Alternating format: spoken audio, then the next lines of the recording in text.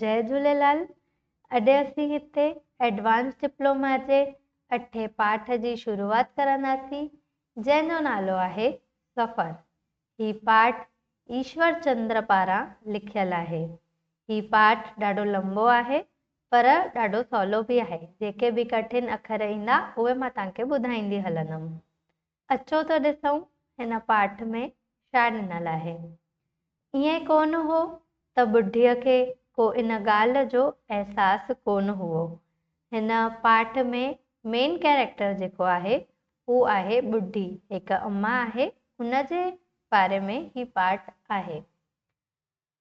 हूअ सम्झी त रही हुई सभु, पर हयातीअ जे आज़मूदे यानी कि ज़िंदगी जे एक्सपीरियंसिस या ज़िंदगी जे एग्ज़ाम खेसि चुप रहण जो अहिड़ो नुस्ख़ो सेखारे छॾियो हुओ जो हूअ अक्सर सभु सूर पी वेंदी हुई। खेसि त उठलंदो इहो ई सुठो लॻंदो हुओ।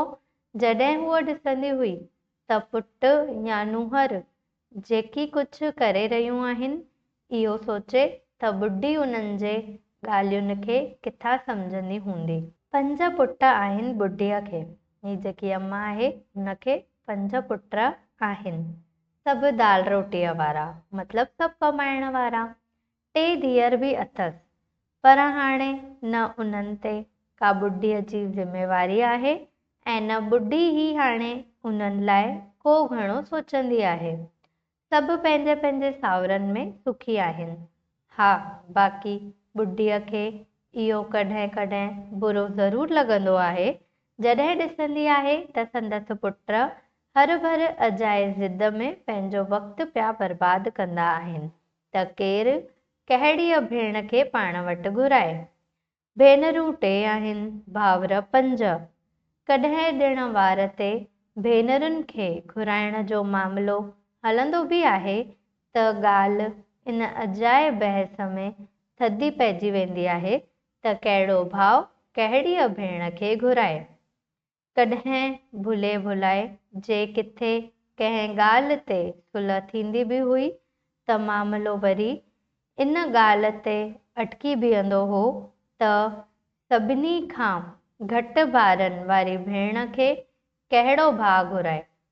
इन ॻाल्हि ते का बि सुलह थी न सघंदी हुई ऐं इहो ई कारण आहे जो का बि भेण कॾहिं बि कंहिं भाउ वटि टिकण लाइ वञी न सघी आहे। ॾिसो केॾी नंढी सी ॻाल्हि आहे, परंतु हिन जे करे उहा भेण कॾहिं पंहिंजे पेके रहण जे लाइ अची ई न सघी आहे। भेनरुनि बि हाणे हिन ॻाल्हि खे सोचणु क़रीब बंदि करे छॾियो आहे। हाणे हेॾनि सालनि खां ईअं हलियो रहियो आहे त हाणे भेनरुनि खे बि कोई फ़र्क़ु कान थो पए। बाबो जीअरो हुओ तेसीं त सभु छोकिरियूं हर सावण में पेका घुमण वेंदियूं हुयूं, पर हाणे हुन जे चालाणे बैदि यानी कि उन्हनि जे पापा जे मरण बैदि इहो सिलसिलो बि ॼण हिकु तरह ख़तमु थी चुको आहे ऐं होॾां छोकिरियुनि बि बाबे जी मौत बैदि पेकनि मां हिकु तरह ॼण मोह ई कढी छॾियो आहे। भाउरनि जो वर्ताव हू ॾिसनि पियूं। हिकु वॾवाती भेण त हिकु ॾींहुं एतिरो बि चई कढियो त बाबा छा मुंहुं आहे, असां लाइ त ॼण घर जा सभई मरी विया आहिनि। हिन ते ॿुढीअ खे ॾाढो बुरो लॻो हुओ। इन बेहूदीअ ॻाल्हि ते यानी कि बेकार ॻाल्हि ते हिन बेहूदीअ ॻाल्हि लाइ ॿुढीअ पंहिंजे उन धीअ खे दॿ बि चाढ़ी हुई, यानी कि उन ॿुढीअ पंहिंजी धीअ खे चिल्लायो हुयो या धड़का ॾिना हुआ। निभागी हर ईअं छो थी चवीं, अञा तुंहिंजे 5 भाउर वेठा आहिनि। हींअर ही छो खणी दिलि नंढी कई अथई। पंहिंजी धीअ खे सम्झाए थी त हीअं त न चओ पंहिंजे भाउरनि लाइ, तुंहिंजा अञा 5 भाउर आहिनि, हिनमहिल ही छो मन उदास करे रखियो अथई। पर ॿुढीअ जी उहा धीअ पंहिंजे ई ज़िद ते अडोल रही, यानी कि फिक्स्ड रही, ज़िद ते रही कि जेको मां चवां थी उहो ई सही आहे। त पीर जी सिक भाउर लाइ सघनि त बाबे जे मरण ते केरु 30 घोड़ा बि न ॻाड़े। होॾां भाउरनि खे बि इन ॻाल्हि जी का चिंता कान्हे त भेनरूं संदनि बारे में छा थियूं सोचनि या छा थियूं चवनि। उहे सभु पंहिंजे ई हाल में मस्तु आहिनि। कोई कंहिं शहर में पंहिंजो वापारु धंधो पियो करे त कोई किथे नौकिरी, पर आहिनि सभु सुखी। ऐं ॿुढीअ खे बि इन ॻाल्हि जो संतोष आहे त ॿारनि जे आईंदे यानी कि ॿारनि जे फ्यूचर लाइ हुन जेकी बि कुझु सोचियो हुओ या जेके सपना ॾिठा हुआ हाणे सभु क़रीब क़रीब साकार थी चुकिया आहिनि। हूअं त इहो ई सोचे ख़ुशि आहे त पंहिंजे ई हाल में सही सभु सुखी त आहिनि। हूअं बि ॿुढीअ लाइ हाणे रहियो बि छा आहे, सॼो ॾींहुं चुचुनि अखियुनि सां यानी कि नंढी नंढी अखियुनि सां किताब पढ़ंदी रहंदी आहे ऐं राति जो घर जे विरांडे यानी कि आंगन में हिकु नंढीअ मंजीअ ते यानी कि संदुल ते या सुम्हण जी खट ते पई पासा वराईंदी आहे। ॿाहिरि को कुतो बुतो तंग न करे, इन करे हिकु लकुणु यानी कि लकड़ी उहा पंहिंजे भरिसां रखंदी आहे यानी कि गॾु पास में या किनारे ते पंहिंजे रखंदी आहे। इहो ई लकुणु बुढ़ापे जे सहारे बतौर सदाई साणुसि गॾु रहंदो आहे। वर करे पाणी पीअण लाइ अंदरि न वञिणो पवे, इन करे पाणीअ सां भरियल कंझे जो हिकु थुल्हो यानी कि तांबे जो हिकु थुल्हो लोटो उहा हमेशा भर में रखंदी हुई यानी कि पाण वटि हिकु तांबे जो भरियल लोटो उहो गॾु रखंदी हुई। लोटो एॾो त भारी आहे जो उनखे ॾिसी पाड़े जूं ज़ालियूं हमेशा ॿुढीअ खे चिड़ाईंदियूं रहंदियूं आहिनि त अहिड़ो हिकु लोटो उहा खेनि बि घुराए ॾे, पर ॿुढी खेनि ॾाढे फ़ख़्र सां ॿुधाईंदी आहे त अॼुकल्ह किथे था मिलनि अहिड़ा लोटा। ही त जुवानीअ में पाण हिकु दफ़े मुरादाबाद विया हुओ तॾहिं उतां वठी आयो हुओ यानी कि हिन ॿुढी जो जेको घोटु हुओ उहो जुवानीअ में वियो हुओ मुरादाबाद त हुतां इहो एतिरो गौरव लोटो वठी आयो हुयो। अॼुकल्ह त लोटा अहिड़ा आहिनि, अॼुकल्ह त लोटा अहिड़ा था मिलनि जो मिटीअ ते किरनि तॾहिं बि टुटी पवनि ऐं हेॾां ही मुंहुं अहिड़ो मज़बूत आहे जो कई दफ़ा फर्श ते बि किरियो हूंदो पर मज़ाल आहे जो कुब बि थियो हुजेसि यानी कि हिकु स्क्रैच बि उन ते आयो हुजेसि। पंहिंजे जवानीअ में पोड़ी यानी कि अम्मा मास्तरियाणी हुई। तरह तरह जे ॿारनि सां ऐं क़िस्म क़िस्म माण्हुनि सां उन जो वास्तो पवंदो ई रहियो हुओ ऐं वरी जुवानीअ खां बुढ़ापे ताईं आज़मूदे यानी कि एक्सपीरियंस खेसि एतिरो होशियारु त बणाए ई छॾियो आहे जो हूअ ॿियनि जे मन जी ॻाल्हि उन्हनि जे अखियुनि या ॻाल्हियुनि मां परखे वठंदी आहे यानी कि ॿुढी हाणे पंहिंजे हयातीअ मां अहिड़ा सीखी चुकी आहे जो उहा माण्हुनि जी अखियुनि में ॾिसी या उन्हनि जे ॻाल्हियुनि सां उहे छा चवणु चाहींदा आहिनि उन्हनि जे मन में छा थो हले हू सभु परखे वठंदी आहे या सम्झी वेंदी आहे। ऐं शायदि इहो ई कारण हो जो नुंहरुनि जे नाराज़गीअ भरी निगाह खे उहा तुरत ई परखे वठंदी आहे त उन्हनि खे ॿुढीअ जे किताब पढ़ण जी आदत शायदि पसंदि कान्हे। हिन ॿुढीअ जी जेकी नुंहर आहिनि उन्हनि खे इन ॿुढीअ जा किताब पढ़णु कान वणंदो आहे। नंढनि ॿारनि जे मार्फत उहा लाइब्रेरीअ मां नाविल वग़ैरह घुराए पढ़ंदी रहंदी आहे। नज़र घटि अथसि तॾहिं बि खेसि परवाह कान्हे। थुल्हनि शीशनि वारो हिकु चश्मो लॻाए ॿुढीअ जो कमु हले पियो। जेतोणीकि डॉक्टर ॿुढीअ खे इहो बि चेताव ॾेई छॾियो आहे त हिन खां पोइ जे अखियुनि ते दबाव वधी वियो त कॾहिं बि नूर यानी कि नज़र, नूर मतिलबु थींदो आहे नज़र, वञण जी नौबत अची सघे थी। पर ॿुढीअ ते इन्हनि मिड़िनी ॻाल्हियुनि जो यानी हिननि सभिनीनि ॻाल्हियुनि जो को असरु न थियो आहे। मास्तरी कंदे कंदे यानी कि टीचरशिप लेक्चररशिप कंदे कंदे इहा किताब पढ़ण जी बीमारी जा खेसि लॻी आहे सां हाणे केतिरियुनि कोशिशुनि जे बावजूद बि संदसि पलांद नथी छॾे यानी कि संदसि आंचल नथी छॾे। बुढीअ जी पारखू निगाहुनि खां इहो बि लिकल कोन्हे त संदसि नुंहुं पंहिंजी ससु जे इन किताब पढ़ण जे आदत बाबति पंहिंजनि मुड़ुसनि जा कन भरंदियूं थियूं रहनि। हिन ॻाल्हि जा ॿ नज़रिया थी सघंदा आहिनि। हिकु, हू बुढीअ जी क़दुरु करंदियूं आहिनि, इन लाइ उहे पंहिंजे घोट खे हू ॻाल्हि बार बार ॿुधाए रहियूं आहिनि, या त ॿियो पासो जेको हूंदो आहे। हिन पाठ में घणेई अहिड़ा जुमिला ईंदा जंहिंमें तव्हां वटि ॿ पॉइंट ऑफ व्यू हूंदा, हिकु केयर करण वारो ऐं हिकु उल्टो दुनियाई या कलयुगी दिमाग़ जंहिंखे चई सघंदा आहियूं, उहो तव्हां वटि ईंदो। अचो त ॾिसूं अॻिते छा आहे। पर बुढीअ खे इन ॻाल्हि जो विश्वास आहे, यानी हू जेकी बुढी आहे उनखे पंहिंजे पुटनि जे मथां विश्वास आहे त हू एतिरा मैनरफुल आहिनि त हू कहिड़े बि वॾे जे सामने न ईंदा।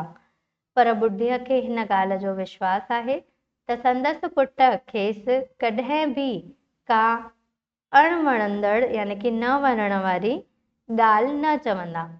मास्तरी कंदे कंदे हुन पंहिंजनि ॿारनि में अहिड़ा त संस्कार भरे छॾिया हुआ जो हू कॾहिं बि वॾे जे साम्हूं न पवंदा आहिनि। ऐं बुढीअ बि पंहिंजे हयातीअ जा बाक़ी ॾींहं यानी पंहिंजे ज़िंदगीअ जा बाक़ी ॾींहं सुख शांतीअ सां कढण लाइ हिसाब किताब विहारे छॾियो आहे, यानी कि हिननि जे घर जा जेतिरा बि हिसा पटी आहिनि उहे सभु थी चुकिया आहिनि, सभिनि खे सभिनि जो कमु विराइजी चुकियो आहे, सभिनि खे सभिनि जी ज़िम्मेदारियूं पतो आहिनि। हूअ हर ॿिए महीने पंहिंजनि अलॻि अलॻि पुटनि वटि हली वेंदी हुई। पति त हुन जो घणो अघु गुज़ारे वियो हुओ। 2 धीअर पंहिंजनि सावरनि में सुखी आहिनि, छोकिरा पंहिंजे दाल रोटीअ में मस्तु आहिनि, यानी सुठो कमाईंदा आहिनि। ॿियो छा खपे बुढीअ खे? हाणे बसि जेकॾहिं बाक़ी कुझु रहियो आहे त बसि एतिरो ई त मौत ताईं हिकु लंबी यात्रा आहे, जा बुढी पंहिंजे ई ढंग सां धीरे धीरे तय करे रही आहे। हिकु दफ़े हिकु नुंहुं ॻाल्हियुनि ॻाल्हियुनि में खेसि चई बि कढियो हुओ, अम्मी तव्हां साल में एतिरो सफ़र करियो ई था जो हाणे तव्हांजे मन मां सफ़र जो डपु यानी कि भउ फियर निकिरी वियो हूंदो। बुढनि बुढियुनि जी इहा आदत हूंदी आहे त हर ॻाल्हि में हू मौत जो किथे न किथे को हवालो या ज़िक्र खणी ई ईंदा आहिनि। हीअ बुढी बि उन्हनि खां अलॻि कान हुई। हुन जी नुंहुं जॾहिं सफ़र जे डप जी ॻाल्हि कई त जवाब में बुढी चवणु लॻी, अड़ी हिन सफ़र जो त डपु कोन्हे, डपु अथमि त हुन सफ़र जो जंहिंमें कुझु माण्हू कुल्हो ॾेई वञी माॻ यानी कि मंज़िल या स्टेशन पहुचाए ईंदा आहिनि। चवे थी त मूंखे हिननि सफ़रनि जो भउ कान्हे, पर मूंखे हुन सफ़र जो भउ आहे, यानी जॾहिं उहा बुढी मरी वेंदी त उनखे माण्हू घाट ते या पे उन्हनि जे मंज़िल ते पहुचाए ईंदा। मूंखे त इहा बि ख़बर न आहे त मुंहिंजी उहा यात्रा यानी कि हुन अम्मा जी अंतिम यात्रा किथे कहिड़े शहर में कहिड़े पुट जे घरां शुरू थींदी, छोकी हू त हर ॿिए महीने ॿिए पुट वटि रहण वेंदी आहे। इन करे हू चवे थी त मूंखे त इहो बि कान पतो आहे त कहिड़े शहर में कहिड़े घर मां मुंहिंजी अंतिम यात्रा निकिरंदी। हिननि ॾींहंनि में बुढी पंहिंजे 3 नंबर पुट वटि रहियल आहे। छोकिरो कंहिं फर्म में मैनेजर आहे। नुंहुं अवल त पंहिंजी ससु जीअं कंहिं स्कूल में मामूली मास्तरियाणी हुई, पर पोइ कुझु इम्तिहान वधीक पास करे कंहिं कॉलेज में लेक्चरर थी वई आहे। ॿार बि हाणे वॾनि क्लासनि में पिया पढ़नि, जे वक़्त अनुसार हिकु हिकु करे घर मां निकिरी वेंदा हुआ। बाक़ी घर में रहिजी वेंदा हुआ 2 ॼणा, हिकु नौकराणी, ॿी बुढी पाण। हूअं त जॾहिं बुढी न हूंदी आहे त नौकराणी कॾहिं तेल त कॾहिं खंडु त कॾहिं ॿियो कुझु पार कंदी रहंदी आहे, यानी कि चोरी कंदी रहंदी आहे। पुट खे बि हिन ॻाल्हि जी ख़ुशी आहे त जॾहिं जॾहिं बि माणस वटि अची रहंदी आहे तॾहिं तॾहिं नौकराणी खे पंहिंजी मनमानी करण जो मौक़ो ई कोन मिलंदो आहे। पढ़ियल लिखियल पोड़ीअ खे यानी लेडी खे हूअ एतिरो आसानीअ सां बेवकूफ़ न बणाए सघंदी आहे। पर गुज़िरियल कुझु ॾींहंनि खां नौकराणीअ खे वरी पंहिंजी मनमानी करण जो मौक़ो इन करे मिली वियो आहे जो ॿुढी बीमार रहण लॻी आहे। हिन करे ॿुढी घर ॾांहुं ध्यानु रखण बजाए हाणे बसि मंजीअ ते पई हूंदी आहे ऐं पंहिंजे आदत अनुसार को न को किताब पढ़ंदी रहंदी आहे। ऐं होॾां नुंहं जे वर्ताव में बि ॿुढीअ खे फ़र्क़ु महसूसु थियण लॻो आहे। हूअ नुंहं जे जुमिलनि जे तह यानी कि गहराई या उनजो जेको बि अर्थ अथसि हुन ॻाल्हि जो या बेस ते में लिकल माना बि सम्झी वठंदी आहे, यानी कि हुनजी नुंहं छा चवणु चाहींदी आहे हू सभु ससु नुंहं जो सम्झी वठंदी आहे। काल्ह ई ॿुढीअ खे मन ई मन में बुरो लॻो। छो ॾिसूं कहिड़ी ॻाल्हि जो बुरो लॻो। जॾहिं नुंहंर खेसि अची चयो, अम्मी हाणे तव्हां इहो किताब पढ़णु छॾे ॾियो। हिकु त तव्हांजी नज़र ठीकु कान थी रहे ऐं ॿियो वरी इन नॉवेलनि ॿावेलनि में कॾहिं अहिड़ियूं ॻाल्हियूं ईंदियूं आहिनि जो डिप्रेशन महसूसु थियणु लॻंदो आहे ऐं डॉक्टरनि ई चयो आहे त डिप्रेशन तरह तरह जी बीमारियुनि खे जनम ॾींदो आहे। हाणे ॾिसो इन ॻाल्हि जा बि ॿ अर्थ था निकिरनि। हिकु कि हो टेंशन सां थी चवे कि भाई तव्हां हीअं न कयो तव्हांखे डिप्रेशन फील थींदो, या त हू बीमार आहे त हू चिड़चिड़ करे चए थी।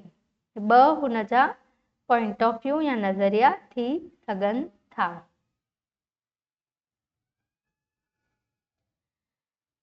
अजायो ॻाल्हि अॻिते न वधे हिन ख़्याल सां ॿुढी अहिड़ियुनि हालतुनि में किताब पढ़णु बंदि करे छॾंदी आहे ऐं पोइ जॾहिं नुंहंरसि हेॾां होॾां हूंदी आहे या जॾहिं कॉलेज वेंदी आहे तॾहिं ॿुढी वरी किताबनि पढ़ण जो शौक़ु पूरो कंदी रहंदी आहे। पर हाणे त गुज़िरियल कुझु ॾींहंनि खां ॿुढीअ जो पढ़णु वग़ैरह बंदि थी चुकियो आहे। खेसि रोज़ राति जो एतिरो बुखारु ईंदो आहे जो अखियूं ॻाढ़ियूं थी वेंदियूं अथसि ऐं सॼी सॼी राति ॿुढी मंजीअ ते पई किझंदी रहंदी आहे, यानी कि बुखार में परेशान थींदी रहंदी आहे। एतिरे क़दुरु जो लकड़ भर में हूंदे बि खेसि उथण वेहण में कुझु तकलीफ़ महसूसु थींदी आहे, यानी कि हुन ॿुढीअ वटि लकुड़ पंहिंजो अथसि पर तॾहिं बि हाणे उथण वेहण में तंहिंखे तकलीफ़ आहे। सिर्फ़ु एतिरो हुजे तॾहिं बि ठीकु, पर हाणे त डॉक्टरनि बि अजब अजब निराशा भरियूं ॻाल्हियूं चवणु शुरू करे छॾियूं आहिनि। पोड़ीअ जे नुंहं पुट खे बि हाणे हिकु ॾहकाव वेड़े वियो आहे।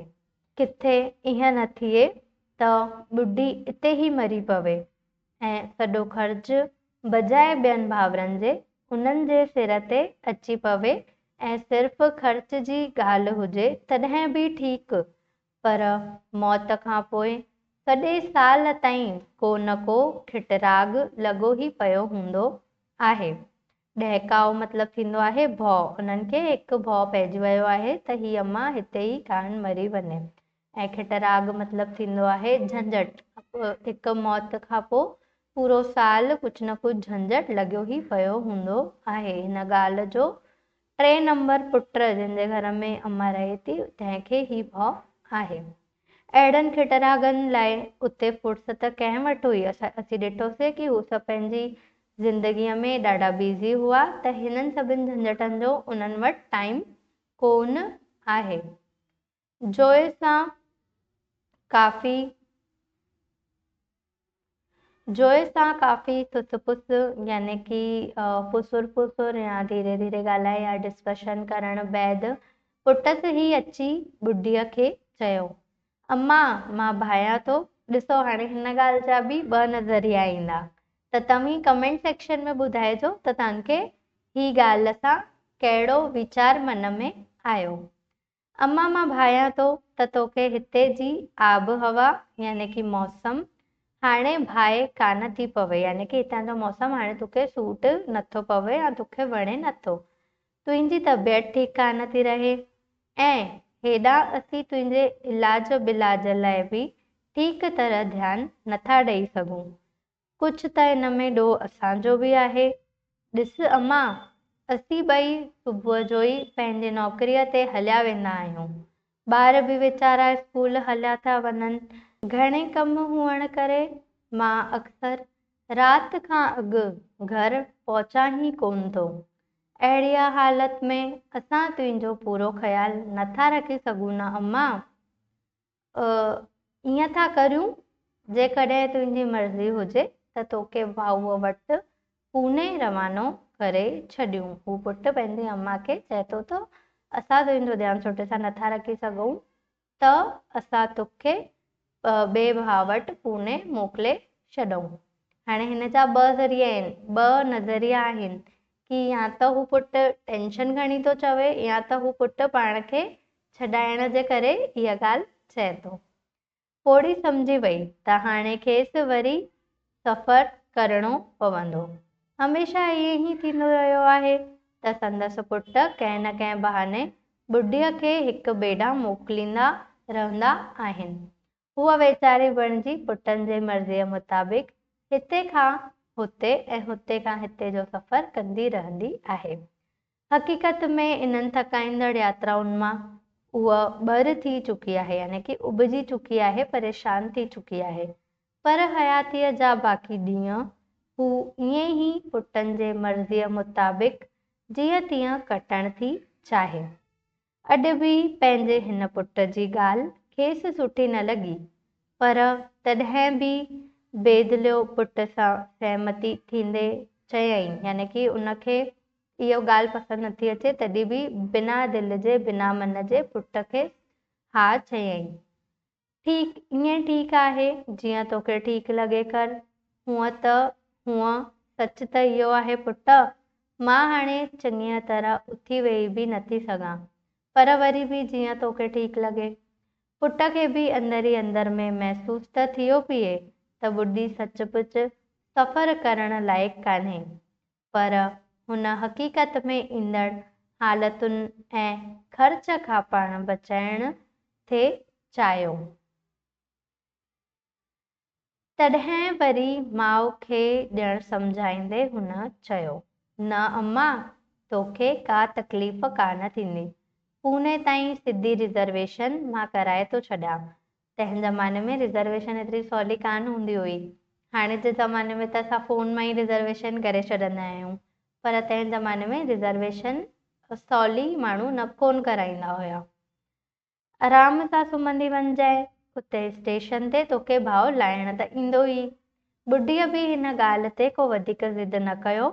खेसि ख़बर हुई त थियणो त उहो ई आहे जेको पुटु चाहींदो। हिन करे पुट खे चयईं, ठीकु आहे, तूं मुरारीअ खे तार करे छॾ त अम्मा अचे थी। गाॾीअ वग़ैरह लाइ बि तूं खेसि लिखी छॾिज त कॾहिं ऐं कहिड़ी गाॾीअ में ईंदी। तार मतिलबु इन्फॉर्म, यानी कि तूं मुरारीअ खे या जेको हुनजो वॾो भाउ आहे पूने वारो, हुनखे इन्फॉर्म करे छॾ त अम्मा हिन गाॾीअ में अचे थी। 2-4 ॾींहंनि बैदि माणस जे वञण जी तयारी थी वई। वॾे भाउ खे अॻु में ई तार मोकिले छॾी हुई, यानी कि लेटर मोकिले छॾियो हुयो। हुन शाम जो जॾहिं माउ खे स्टेशन ताईं वठी वञण लाइ हू टैक्सी कराए आयो त घर जा सभु भाती ॿाहिरि निकिरी आया। नुंहुं ॿुढीअ खे पेरे पई त ॿारनि बि अची ॾाॾीअ खां आशीर्वाद वरिती। नौकराणी बि चुपचाप ई ॾिसंदी रही। पुटु माउ खे हथ खां पकड़े टैक्सीअ में विहारियो। सामान को घणो त होसि कोन, हिकु नंढड़ी बैग हुअसि, जा पुटसि खणी ड्राइवर जे भर वारी, यानी कि ड्राइवर जे पासे वारी ख़ाली जॻह ते रखी छॾी। पोइ हू अंदरि माउ सां गॾु टैक्सीअ में पुठियां वञी वेठो। टैक्सी स्टार्ट थियण खां अॻु हिकु ॿार अची ॾाॾीअ खां पुछियो, अम्मा, को किताब विताब रस्ते लाइ आणे ॾियईं? ॼण मुअल आवाज़ में ॿुढीअ चयो। अड़े न पुट, हाणे त बसि मन बि पढ़ण खां ॼण खॼी वियो आहे। टैक्सी स्टार्ट थी त ॿुढी सभिनी ॾांहुं ऐं घर जे फाटक ॾांहुं हसरत यानी आशा, हसरत माने थींदो आहे आशा, भरियुनि निगाहुनि सां निहारियो। हूअ निहारींदी ई रही तेसीं जेसीं सभु कुझु संदसि निगाहुनि खां ओझल न थियो हुओ। ॿार बि आख़िर ताईं टैक्सीअ ॾांहुं निहारे निहारे हथु लोॾींदा रहिया। टैक्सीअ जॾहिं रस्तो पार कयो त पुटु ॼण पाण खे ॾोहारी यानी कि गुनहगार महसूसु करणु लॻो त हिन हालत में माउ खे सफ़र ते मोकिले हू को सुहिणो कमु कोन करे रहियो हुओ। रखी रखी हू कॾहिं माउ जे कमज़ोर ऐं गुंजन पियल यानी कि रिंकल्स चहिरे ते पयल या झुरियूं पयल चहिरे ॾांहुं निहारे रहियो हुओ त कॾहिं पाण खे ॾोहारी महसूसु करे कंधु हेठि पीए करे छॾियईं। ॿुढीअ जे आज़मूदेगार अखियुनि यानी कि एक्सपीरियंस्ड आइज़, आज़मूदेगार अखियुनि इहो सभु परखे वरितो। यानी हू ॿुढी सम्झी वई कि मुंहिंजो पुटु पाण खे गुनहगार सम्झी रहियो आहे ऐं तंहिंखे हीअ ॻाल्हि सुठी कान थी लॻे। इन करे पुट खां पुछी ई वेठी, छा पियो ॾिसी पुटु? पुटु छा चवे? हुनखे त कुझु सूझियो ई न पिए त माउ खे कहिड़ो जवाबु ॾिए, पर पोइ बि को न को जवाबु ॾियण जे ख़ातिर उनखे चयो। हू मूं चयो पिए अम्मा त उते जॾहिं तबियत ठीकु थी वञे त पोइ हिते हली अचिजांइ वरी, हा? फिको मुरकंदे ॿुढीअ चयो, हा हली ईंदसि, जिंदा रहियसि त। हूअ हक़ीक़त में पुट सफ़र करे करे हाणे मां थकिजी पई आहियां। हाणे मूंखां हर ॿीं टी महीने गाॾीअ जी मुसाफ़िरी पुॼे कान थी। पुट खे लॻो त माणस जे आवाज़ में को अजीब क़िस्म जो ॾुख समायल हुओ, यानी कि हू अम्मा दुखी थी रही हुई। स्टेशन आई त माउ खे सहारो ॾियण लाइ पुटु अवल ई टैक्सीअ मां लही आयो। ॿुढी जॾहिं टैक्सीअ मां लहण लॻी त खेसि ध्यानु आयो त लखण त हूअ घर ई भुलिजी आई आहे। उन पुट खे जॾहिं इहा ॻाल्हि ॿुधाई त पुटसि जवाबु ॾिनो, परवाह नाहे, हिते ई पियो हुजे, जॾहिं तूं पूने खां मोटी ईंदीअ तॾहिं कमु अची वेंदो। तेसीं उते भाऊअ खे चइजि तोखे नओं लकड़ आणे ॾींदो। ॿुढीअ को बि जवाबु कोन ॾिनो, सिर्फ़ु थोरो मुरकी ॾिनई। हिकु हथ में बैग खणी ॿिए हथ सां माउ खे सहारो ॾींदो हू खेसि स्टेशन जे अंदरि पहुची वियो। माउ जे लाइ हिकु बर्थ जी रिज़र्वेशन हुन अॻुवाट यानी कि पहले ई कराए छॾी हुई। इन करे वेहण या सुम्हण लाइ जॻह हथु करण जी तकड़ त खेनि हुई कान। गाॾीअ में पहुची माउ खे हुन संदसि बर्थ ते लेटाए छॾियो। बैग हुन संदसि बर्थ जे हेठां ई रखी छॾी ऐं पोइ टिकटे माउ खे ॾींदे पुटु चयो, हा अम्मा हीअ टिकट पाण वटि संभाले रख। हथ में टिकट वठंदे ॿुढीअ थोरो मुरकियो ऐं पोइ ॼण ॾॿियल आवाज़ में चयईं, तूं वञणु चाहीं त भली वञ पुटु, अञा तोखे काफ़ी परे वञिणो आहे। हलियो वेंदुसि अम्मा, तूं फ़िर्क छो थी करे? को ॿार त आहियां कोन जो केरु खणी वेंदो, पुटु जवाबु ॾिनो। ॿुढीअ बि को वधीक ज़िद न कयो। गाॾी छुटण में अञा टाइम पियो हुओ, इन करे हुन माउ खे चयो, अम्मा गाॾी छुटण में अञा देरि आहे, चांहि बांहि पीअंदीअ? ॿुढीअ इनकार कोन कयो, चयईं वठी अचु भली। हू चांहि वठी मोटियो त ॾिठईं माणस जूं अखियूं बंदि हुयूं। खेसि लॻियो शायदि माणस खे झूठो बूटो अची वियो आहे, यानी कि झपकी अची वई आहे। इन करे माउ खे जगाइण जे ख़्याल खां उन खेसि सॾु कयो, पर माणस शायदि संदसि सॾु कोन ॿुधो। इन करे माउ खे थोरो धूंधाड़े यानी कि थोरो हिलाए उन खेसि जॻाइण चाहियो। माउ खे धुंधाड़ींदे ई हू छिरकी वियो। ॿुढीअ जो हथु बर्थ खां लटकी आयो। हिक हल्की चीख पुट जे मुंहं मां निकिरी वई। चांहि जो कोप संदसि हथनि मां किरी पियो। इहा शायदि ॿुढीअ जे आख़िरी सफ़र जी तयारी हुई। हिते असांजो एडवांस डिप्लोमा जो हिकु अञा पार्ट सफ़र ख़तमु थियो। तव्हीं असांखे कमेंट सेक्शन में ॿुधाइजो त तव्हांखे हिन पाठ में कहिड़ा कहिड़ा वीचार आया ऐं हिन पाठ मां तव्हांखे कहिड़ी सीख मिली। जय झूलेलाल।